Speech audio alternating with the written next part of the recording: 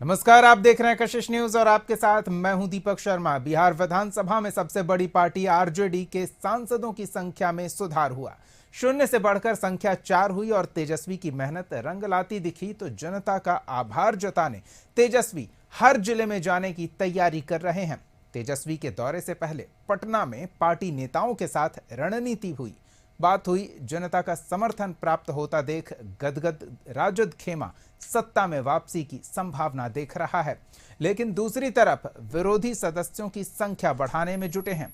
ऐसे में बंटते मतदाताओं को अपने साथ अधिकांश संख्या में बनाए रखते हुए सफर का समापन सत्ता तक पहुंचकर क्या ये संभव दिख रहा है? सवाल तो पूछेंगे और इस सवाल का जवाब देने के लिए हमारे साथ कुछ मेहमान जुड़े हुए हैं, उनसे आपका परिचय करा दें। आरजेडी की ओर से पार्टी का पक्ष रखने के लिए चितरंजन गगन जी जुड़ेंगे।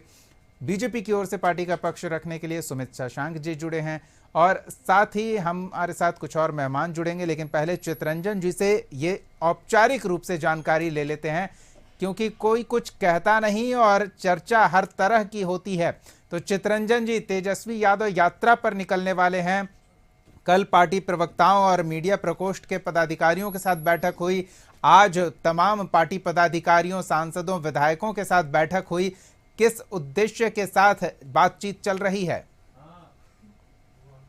देखिए दीपक जी, उद्देश्य तो स्पष्ट है। राष्ट्रीय जनता दल जिन उद्देश्यों को लेकर इसका गठन हुआ और जिन उद्देश्यों को लेकर संघर्ष करती रही है, सामाजिक न्याय का आंदोलन लालू जी के नेतृत्व में बिहार में चला और अब जो है सो आर्थिक न्याय के आंदोलन का नेतृत्व तेजस्वी जी कर रहे हैं और इसका काफी अच्छा रिस्पांस मिल रहा है।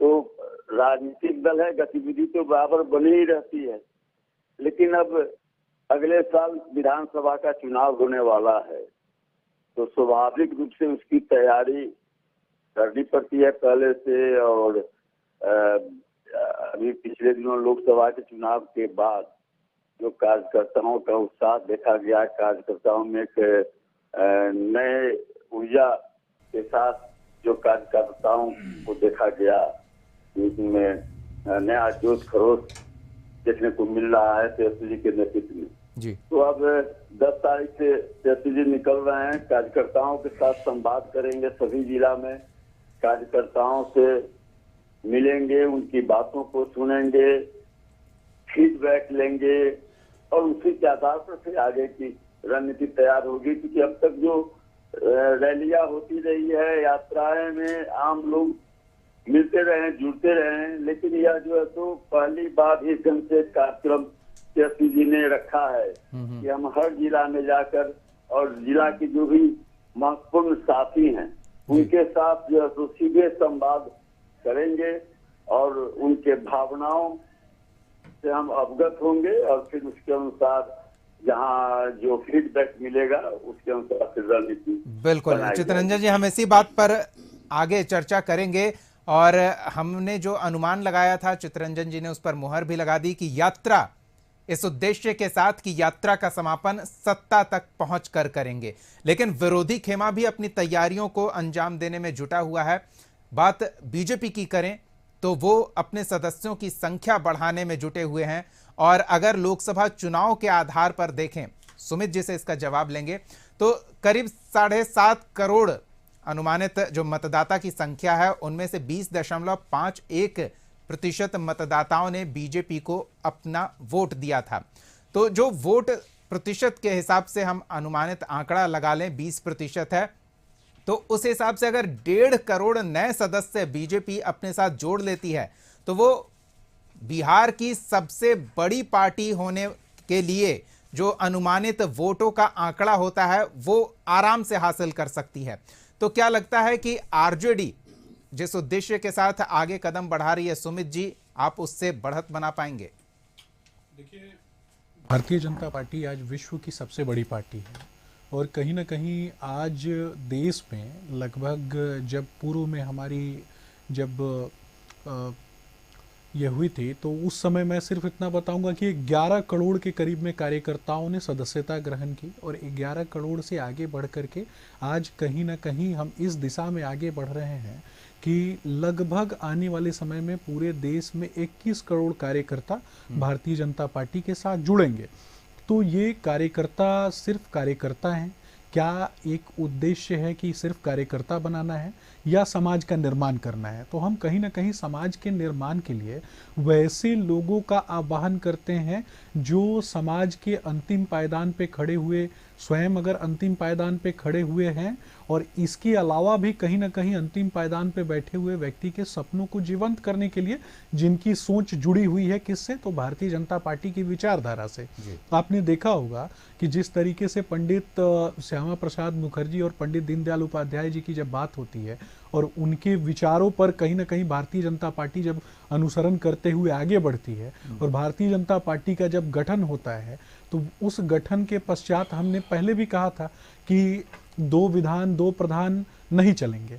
तो हम सिर्फ एकजुटता में पूरे देश को जोड़ना चाहते हैं और उस एकजुटता के लिए हम तत्परता के साथ काम करते हैं, चाहे वो प्राथमिक सेक्टर हो, चाहे द्वितीयक सेक्टर हो, चाहे तृतीयक सेक्टर हो, चाहे किसानों की बात हो, चाहे मजदूर वर्ग की बात हो, चाहे अंतिम पायदान पे बैठे हुए लोगों की बात हो। हम समग्र रूप से सबको आगे बढ़ाने के लिए काम करते हैं।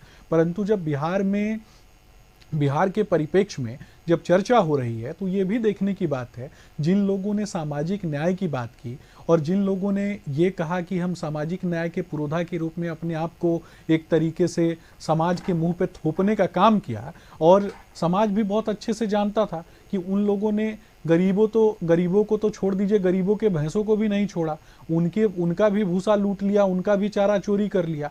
और ये जातीय जनगणना की कुछ दिन पहले बात करते थे, फिर उसके बाद डोमिसाइल नीति की बात कर रहे थे, लेकिन राजनीति में डोमिसाइल नीति इन्होंने लागू नहीं किया। पता नहीं अभी जो एक्सपोर्ट क्वालिटी के नेता लेकर के हरियाणा से आए हैं उनका पता नहीं इन्होंने डोमिसाइल बनवाया है कि नहीं बनवाया है। इनके पार्टी के अंदर ही एक विरोधाभास है, लड़ाई चल रही है और उस लड़ाई का एक चेहरा जो है आपको स्पष्ट रूप से दिखता होगा। जब तेजस्वी जी पत्रकारों से बात करते हैं तो कहीं ना कहीं हारे टूटे थके और घबराए हुए दिखते हैं, लेकिन वो दिखाते नहीं है क्योंकि उनके हरियाणा के मित्र ने उनको समझाया है। जहां से देख रहे हैं सुमित जी, हम जहां से देख रहे हैं ना, हमें ये दिख रहा है कि आपके जीतने वाले सदस्यों की संख्या कम हुई है। तो किस आधार पर हम ये मान लें कि जो लोग आपके साथ खड़े थे वो अभी भी खड़े हैं? अगर वो संख्या बराबर रहती तब कम से कम इतना मानते कि चलिए नए सदस्य नहीं जुड़े, लेकिन जो पुराने थे वो तो बरकरार हैं, वो भी तो नहीं है। दीपक जी, कल भी सदस्य भारतीय जनता पार्टी से जुड़ा हुआ व्यक्ति कभी भी इस बात के लिए कार्य नहीं करता कि उसको चुनाव जीतना है।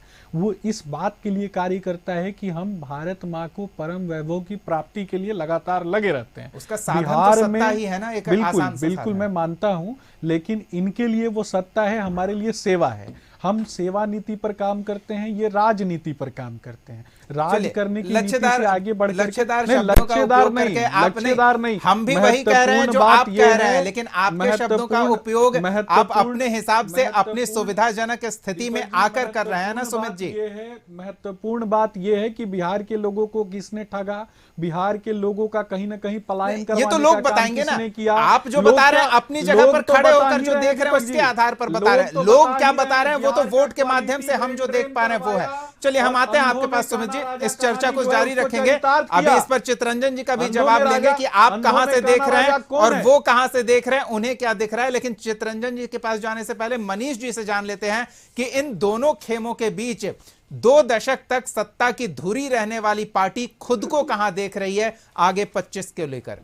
मनीष जी देखिए, आज आपने जो कार्यक्रम का नाम रखा है तेजस्वी जी शायद यात्रा पे निकल रहे हैं जी, तो सबसे पहले तो हम आपके चैनल के माध्यम से उन्हें शुभकामनाएं देंगे कि वो तो कई यात्रा पे निकले और बीच में ही यात्रा छोड़ के चले आते हैं। तो हम तो ईश्वर से आपके चैनल के माध्यम से दुआ करें कि ईश्वर उन्हें शक्ति दे और बिहार में आदरणीय नीतीश कुमार जी के नेतृत्व में जो परिवर्तन हुए हैं, चमचमाती सड़क, बिहार के हर गांव में बिजली, तो जितने भी बिहार में विकास के कार्य हुए, तेजस्वी जी पूरे बिहार में जाएं, घूमें, बिहार में जो परिवर्तन हुए हैं।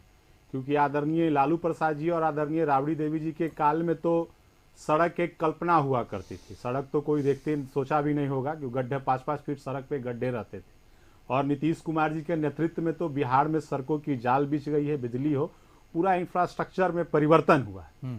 मुझे जहां तक लगता है कि भाई तेजस्वी जी वो जान रहे हैं कि अब जो 25 का चुनाव होना है जी, वो विपक्ष के नेता बनने के लिए संघर्ष कर रहे हैं। जो 2010 में जो हालात आरजेडी के मनीष जी हुए ये थे, समझ में नहीं आया, जो वो अभी हैं वो बरकरार रहें, इसके लिए संघर्ष करने की क्या जरूरत है? नहीं, वही तो मैं आपको बता रहा हूं कि उन्हें परिणाम पता है। लोकसभा के चुनाव में भी बड़ी बड़ी बातें कर रहे थे। वो कह रहे थे जेडीयू टूट जाएगी, पार्टी बर्बाद हो जाएगी, लोकसभा के बाद नीतीश कुमार खत्म हो जाएंगे। लेकिन परिणाम के बाद तो सब कुछ स्पष्ट हो गया।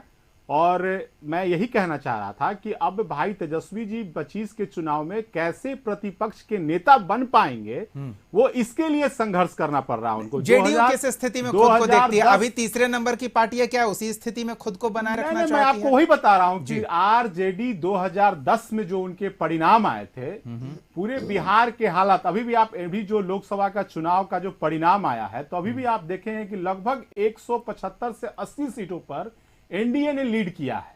तो राजद और राजद के गठबंधन, मैं बार बार यही बात कर रहा हूं कि तेजस्वी जी अब 25 में प्रतिपक्ष के नेता कैसे बनेंगे, उसके लिए संघर्ष कर रहे हैं। अब तो लड़ाई में तो तेजस्वी जी कहीं है ही नहीं, लड़ाई से बाहर हैं। इसलिए मैं बोल रहा हूं कि ईश्वर उन्हें शक्ति दे, बिहार में घूमे। बिहार मनीष जी आपकी कामना भलमनसाहत है, लेकिन तेजस्वी जी क्या कोशिश कर रहे हैं और क्या चाह रहे हैं वो चितरंजन जी से हम जानेंगे। हम तो ये जानना चाह रहे हैं ना, जेडीयू खुद को क्या तीसरे नंबर की ही पार्टी देख रही है? क्योंकि अलग अलग राज्यों में संगठन विस्तार की तो कोशिश हो रही है, लेकिन बिहार में कहां? आप जो प्रश्न कर रहे हैं दीपक जी, मुझे लगता है गलत है। मैं आपको ये बताना चाहता हूं कि 2005 में बिहार की बागडोर आदरणीय नीतीश कुमार जी के हाथ में थी, और 2020 में भी बिहार की बागडोर आदरणीय नीतीश कुमार जी के नेतृत्व में है।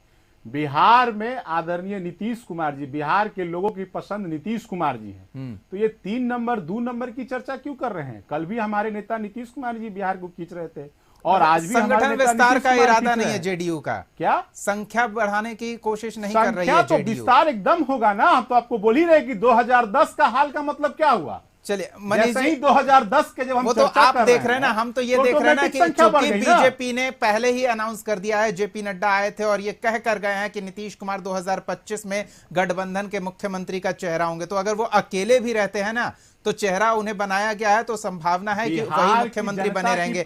तो मुख्यमंत्री हैं, इस पर सिर्फ खुश हैं, तो चलिए अच्छी बात है। आपकी पार्टी है। बात को समझ नहीं पाए। हमने आपको क्या बोला कि 2010 के परिणाम, तो 2010 के परिणाम का मतलब क्या हुआ?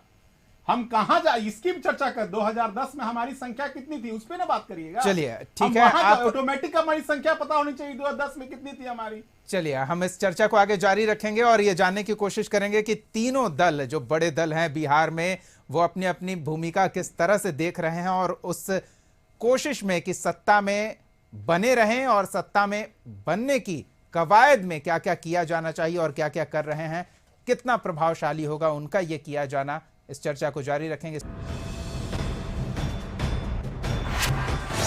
सीधे मेहमानों का रुख करते हैं, चितरंजन जी के पास चलते हैं और उनसे जानते हैं कि चितरंजन जी, सुना आपने जेडीयू और बीजेपी का पक्ष कि उन्हें भरोसा है कि वो अभी जिस स्थिति में है उससे बेहतर स्थिति में चुनाव के समय पहुंचेंगे। आप चुनाव के समय सत्ता में वापसी की कोशिश में जुटे हुए हैं, लेकिन उनका कहना है कि ऐसा संभव नहीं होगा और आरजेडी को भारी नुकसान होगा। जो 2010 वाले आंकड़े हैं वो याद दिला रहे हैं, क्या कहेंगे आप? दीपक जी, पहली बात तो सत्ता पक्ष की ओर से 2-2 हैं जी। मैं विपक्ष का अकेला हूँ, इसलिए समय भी मुझको उस हिसाब से मिलना चाहिए। बिल्कुल। और मैंने अब ये लोग तो केवल भाषण दे रहे थे, रिकॉर्डेड भाषण। नहीं तो हम दोनों को सत्ता पक्ष के तौर पे नहीं मान रहे थे, आप मुझे भी सुन पा रहे होंगे। तो अलग अलग पार्टी के तौर पर हम यहाँ तीनों अपने मेहमानों को ट्रीट कर रहे हैं। नहीं, देख लीजिए। जी जी जी, बोलिए। सत्ता पक्ष के हैं, हाँ बोलिए बोलिए। अब ये लोग, इन लोगों के पास में कोई एजेंडा नहीं। लालू नाम केवलम, तेजस्वी नाम केवलम, राष्ट्रीय जनता दल केवलम। अभी मन शर्म आनी चाहिए, चाहे वो भाजपा के प्रवक्ता हो या जनता दल यू के प्रवक्ता हो। लगभग कुछ दिनों को छोड़ दिया जाए तो जनता दल यू मतलब नीतीश जी लगभग 19 साल से बिहार के मुख्यमंत्री हैं। कुछ समय को छोड़ दिया जाए तो लगभग 17 साल से बिहार में भाजपा की सरकार है और 10 साल से केंद्र में एनडीए की सरकार के ये भाजपा की सरकार के दोनों उसमें शामिल रहे हैं, भाजपा और जनता दल दोनों शामिल रहे हैं। लेकिन आज भी 2005 राजद, लालू जी, नीतीश जी यही माला जपते हैं। आते हैं अब इससे बड़ा प्रमाण और क्या चाहिए जी कि तेजस्वी यादव के सामने में नरेंद्र मोदी पौने हो गए। नीतीश जी की बात हो रही, नीतीश जी तो नहीं सुन लीजिए, नहीं आप उन लोगों को अरे अपने मुंह से ही कहना है चितरंजन जी, नहीं मनीष जी, ये बिहार का दुर्भाग्य है। मनीष जी सुन कि लीजिए, तेजस्वी जी में ऐसी कौन सा योग्यता है, ये बिहार की जनता आपसे जानना चाहती है। चितरंजन जी आप अपनी बात रखिए, ये तो कौन सी काटेंगे। योग्यता है कि नरेंद्र मोदी मनीष जी से सुन लेते हैं ना, वो बता रहे हैं, आप ये तो बताइए ना कि तेजस्वी वो जी बता में रहे हैं, ऐसी योग्यता है। वही वो बता रहे हैं। एक बार सुन लीजिए, एक बार सुन लीजिए लालू प्रसाद जी और सुन लीजिए। मनीष जी को माइनस कर दिया जाए तो तेजस्वी जी में ऐसी वो बता कौन सी रहे हैं, एक बार योग्यता सुन है? लेते हैं ना। मुझे तो लगता है मनीष जी एक ही बात आप 4 बार बोल रहे हैं, आपने किया होगा। एक ही बात को आप 4 बार बोल रहे हैं, उससे कोई फर्क नहीं पड़ेगा। एक बार सुन लेते हैं, वो बता रहे हैं कि क्या योग्यता है, किस आधार पर वो बोल रहे हैं जी। नहीं सुन पाएंगे ना। नहीं, बोलिए ना। आप चितरंजन जी बोलिए, बोलिए। चितरंजन जी आप देखिए बोलिए। देखिए बबलाहट, अरे बबलाहट देखिए, नहीं कोई बदलाव नहीं, आप देखिए बताइए बबलाहट ना। देखिए। आप उनकी योग्यता बताइए। पागलखाना से दोनों अरे प्रवक्ता भाई गए हैं आप। तेजस्वी जी की चलिए ठीक योग्यता है तो मनीष जी सुन बताइए। लेते हैं ना, सुनिए ना नहीं, जी। चितरंजन लगता जी है कि दोनों प्रवक्ता अरे आप योग्यता बताइए। आप बोलिए चितरंजन आप जी। उनकी योग्यता तो बताइए। सुनने का साहस नहीं ये है। सुनने को तैयार हैं आप, मैं बताइए। सुनने को तैयार हूँ, आप उनकी योग्यता बताइए। हाँ तो सुनिए, मैंने कल कहा तक आप आदरणीय लालू जी का महिमा मंडित करते थे और आज तेजस्वी जी देश के नायक हो गए। बताइए तो उसमें क्या कारण है उनमें? अरे कौन सा आधार है? आधार तो बताइए। बोल रहे हैं आधार मनीष जी, बताइए। मनीष जी एक बार बोलने तो दीजिए ना। चलिए जी, उपलब्धि नहीं आपकी।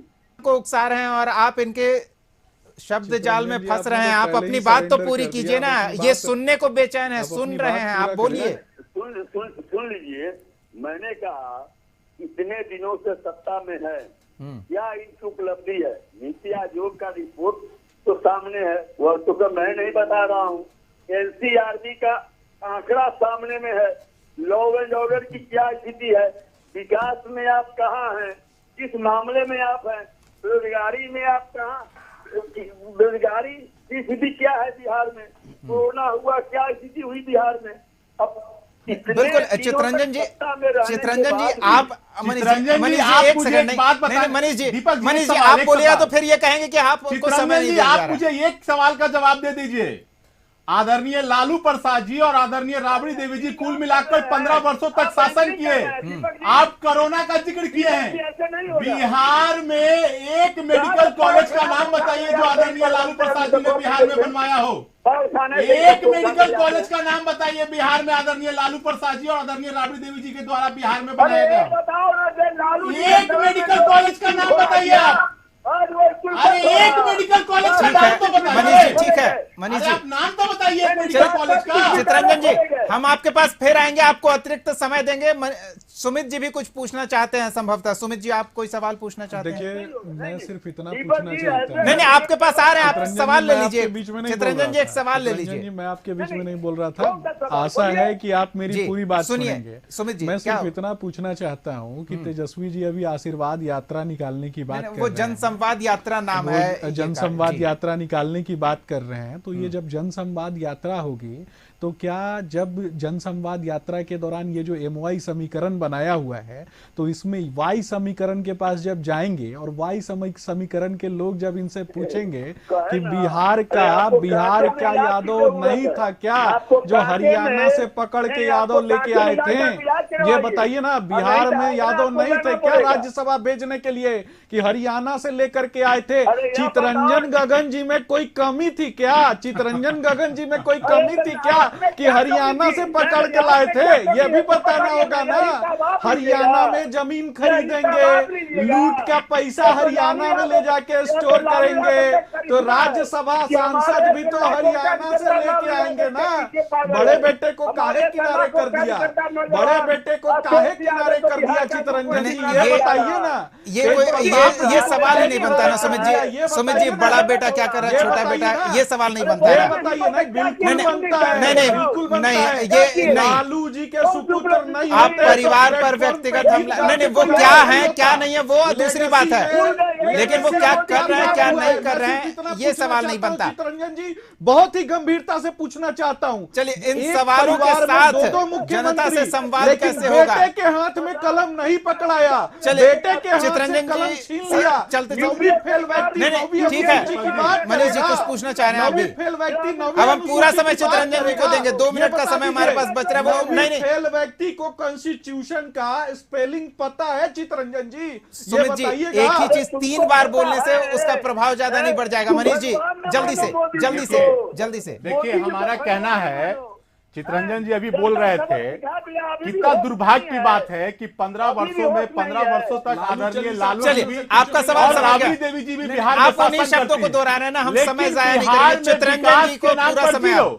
चलते अभी तेजस्वी भाई, बिल्कुल तेजस्वी वही सवाल कह रहा हूं। चितरंजन जी से। विकास के नाम, मैंने चितरंजन जी से पूछा बिल्कुल। कि बिहार में एक मेडिकल कॉलेज का नाम ठीक है, बताओ जो आदरणीय हम लालू ऐसे एक प्रसाद मेडिकल और कॉलेज आदरणीय तक लालू सीमित प्रसाद क्यों ने रखे? बिहार में कुल हम मिलाओ। सवाल ले लेते हैं। चितरंजन बिहार जी, में मनीष जी कौन सा ऐसा आप कुछ नहीं विकास बोलिएगा। किया? ये तो आप बताइए ना। मनीष जी आप कुछ नहीं बोलेंगे, सुमित जी आप कुछ नहीं बोलेंगे, चितरंजन जी चलते एनसीआरबी के डाटा ठीक है। के अनुसार सबसे ज्यादा सुमित जी, उस पर नहीं। लालू जी, मनीष जी और चितरंजन जी, जैसे ही तेजस्वी जी आते हैं सुमित जी, सत्ता में, एनसीआरबी सुमित जी, के नहीं, डाटा में महिलाओं के प्रति, चितरंजन जी महिलाओं आप के जवाब प्रति, दीजिए। औरतों के प्रति, आप सत्ता लोगों में के मौजूद, सत्ता में रहने वाले दल की खाबियां और खूबियां गिना रहे हैं, तो आरजेडी की उपलब्धि तो उसका शासनकाल है ना, तो उसके शासनकाल की खामियां और खूबियां क्यों नहीं गिनाई जाए? बैठा दिए हैं।